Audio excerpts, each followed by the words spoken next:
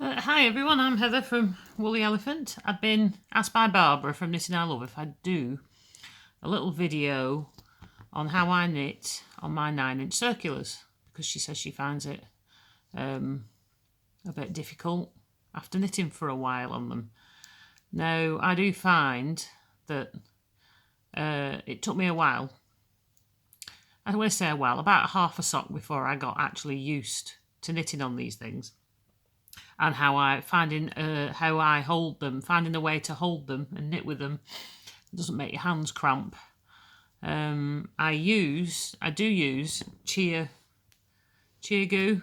These are what I'm currently using. 9-inch. The cord's quite taut. I quite like these. I found these the ones that are easiest for me to knit on.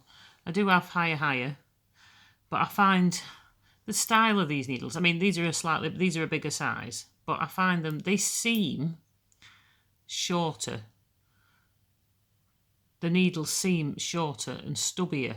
Even the ones that are a bit thinner, they actually they're not much different in size, but that little bit of difference to me makes all the difference in holding them.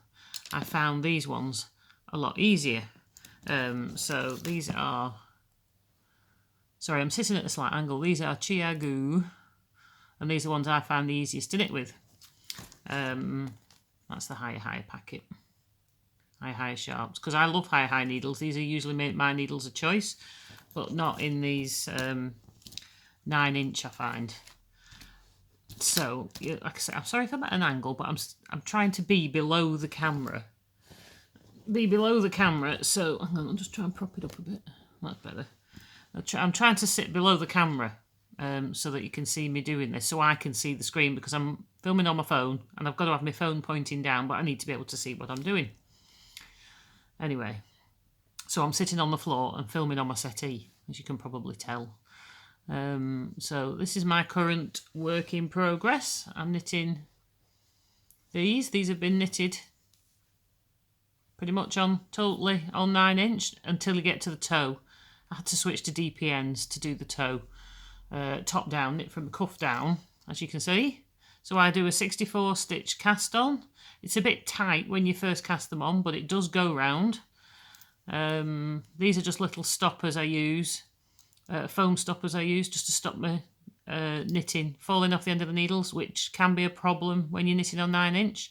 Before I got these, I used to use a thin hairband and just twist it round, push them together like that, twist it round a few times, and that works pretty well actually. And it just stops your knitting falling off the needles.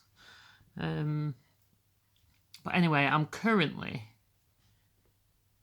doing, it's inside out, it's knitting's inside out, doing the rib. So basically all I can do is try and knit and show you. I tend to hold it like this in my left hand.